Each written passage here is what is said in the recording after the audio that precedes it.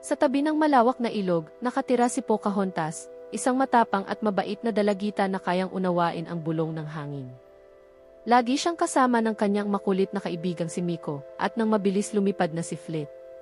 Isang umaga, naramdaman niya na tila may kakaibang mensahe ang hangin. May paparating, bulong nito. Habang naglalakad si Pocahontas, nakita niya ang isang batang manlalakbay na nagngangalang John, nakatitig sa kagubatan na parang naliligaw. Hindi ko alam kung saan ako dadaan, sabi ni John. Ngumiti si Pocahontas. Makinig ka sa paligid. Lagi tayong ginagabayan ng kalikasan. Dinala ni Pocahontas si John sa isang malaking puno na parang may mukha, si Lola Puno, ang matalinong espiritu ng kagubatan. Ang hangin ay nagdadala ng katotohanan, sabi ni Lola Puno. Makinig kayo at matututo kayong magkaintindihan. Nagtaka si John.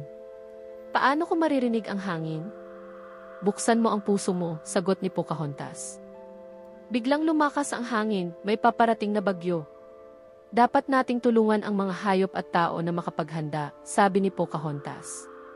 Tinulungan nila ang mga ibon na makahanap ng ligtas na sanga, ang iba pang mga hayop na makalipat sa mataas na lupa, at ang mga bata sa nayon na makapasok sa kanilang mga tahanan. Si John ay tumulong din kahit takot siya sa lakas ng hangin. Pagkatapos ng bagyo, muling sumikat ang araw. Salamat sa pagtulong, sabi ni John. Ngumiti si Pocahontas.